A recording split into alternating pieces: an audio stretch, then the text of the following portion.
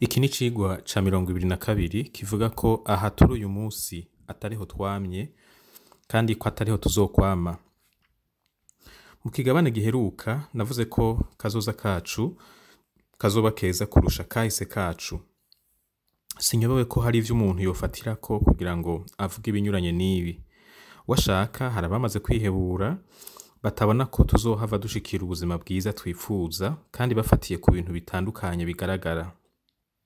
None ni kuki jewe nemera ko kazoza kacu kazoba keza kurusha kahise? Mbega bisigura iki? Nk'ibindi bihugu vyose, Uburundi buri mu rugendo rw'ubuzima kandi ntibishobora kutamera gutyo kuko ubuzima ari urugendo rudahera. Mu mvugo yumvikana basokuruza bacu baravuze bati nta uhoraho yamye. Uko nukuri ku bantu no ku bihugu. Nta gihugu kiguma hahandi nyene, ibintu vyama biriko birahinduka, bishasha biza, ivya kera bivaho, ibindi bihinduka canke bikagumaho mu bundi buryo. Shaka murabe aho tugeze uyu munsi siho twamye. Uko ubuzima bw'ingo bwari butunganijwe mu kinjana ca 19 siko biri uyu munsi. Ubumenyi bwari yongereye mu gihugu ku buryo ivyo tutari tuzi kera ubu tubizi. Imyaka igihugu kimaze muri zuguruzuguru n'ingorane zitandukanye ni icigwa gikomeye gishobora kudufasha kumenya inzira zidashika no kuzirinda muri kazoza. Uyu munsi hari urunganwe rubisoma mu bitabo rushobora koroherwa kuvyigirako kurusha urunganwe rwabibayemwo. Aho Burundi bugeze siho bwamye. Guhinduka ni ntabanduka, ibintu ntibishobora kudahinduka. Ariko guhinduka kurashobora kugirwa no gusubira inyuma canke ugusubiramwo ivya kera mu bundi buryo. Ibi bishika iyo ihinduka ridahawe umurongo n'abo ryerekeye bisunze ivyiza bipfuza, bakarihebera igihamana canke abandi bantu batababaye ivyo vyiza bipfuza. Si vyiza ko ihinduka rituzako nk'igiturumbuka, ni twebwe dukwiye kuryiyumvira tukariha umurongo n'intumbero. Uwahoze arongoye igihugu ca Tanzania Mwalimu Julius Nyerere niwe yigeze kuvuga ati ikibazo si ukumenya nimba ibintu bizohinduka muri Afrika, ni ukumenya nimba bizohinduka uko tubishaka canke nimba abandi aribo bazoturemera ihinduka abo bashaka. Iryo jambo yavuze ni ukuri kwigendera. Ntibikunda ko tuguma hahandi nyene naho twobigerageza vyoduta kuba amazi. Ariko kandi ibihinduka ntibitegerezwa kugenda uko tubishaka. Birashoboka ko ihinduka ritugwako rizanywe n'abandi bantu kandi rigamije kubashikana ku nyungu zabo. Ndizera neza ko tuzi ivyo twifuza kubona ariko tutarabona, hamwe n'ivyo tutifuza kubona ariko tukibona. Iyo niyo ntango yihinduka. Kugira ngo rero dushobore gutegura kazoza kari mu vyo dushaka, kakatuzanira vya vyiza dufise mu vyifuzo vyacu, kakadukuriraho ivyo tudashaka, haba ku buzima bwacu, haba ku miryango, haba mu mashirahamwe canke mu gihugu cose muri rusangi. Hari ibintu bitatu nyamukuru dutegerezwa kwitwararika. Ica mbere ni uguha agaciro igwirirana ry'ubumenyi n'ubuhinga mu Barundi, harimwo n'ibijanye n'uburongozi. Igihe navuga ku bijanye n'iragi rigoye twarazwe mu bijanye n'uburongozi, narerekanye bimwe mu vyakozwe muri kahise bibandanya bigira ingaruka mbi ku burongozi uyu munsi mu bisata bitandukanye.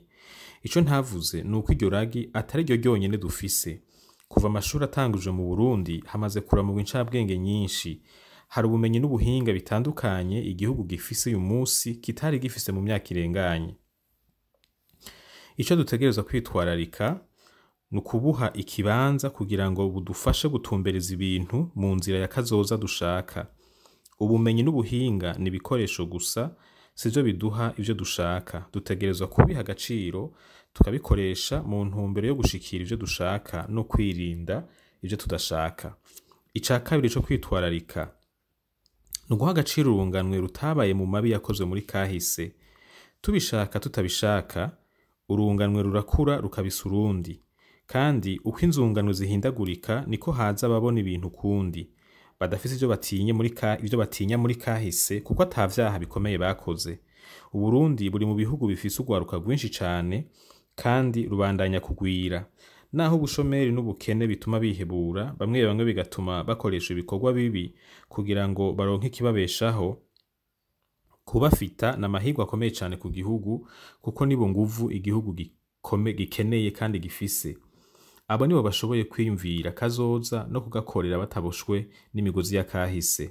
Turagwije abantu batinya ibishobora kubashikira kubera ivyo bakoze muri kahise, bigatuma bitaborohera kwiyumvira kazoza batekanye.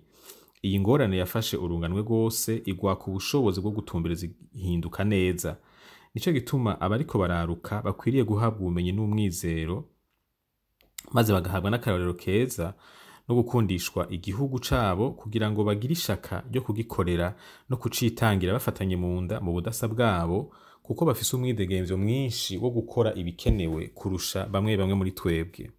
Ca gatatu nuko nuguha agaciro ivyiza kama vyinshi kandi bitandukanye igihugu gifise. Abarundi bose bavuga ururimi rumwe, ubwo n'ubutunzi bunini cane, basangiye imico, naho habaho ubudasa usanga ari ubudasa buto cane. Uburundi n'igihugu kiri mu butunzi kama butandukanye, vyaba ibiyaga, imisozi, amashamba, naho hari uduce tumwe tumwe ageramiwe, amazi, imvura n'inzuzi, ubutare n'ibindi.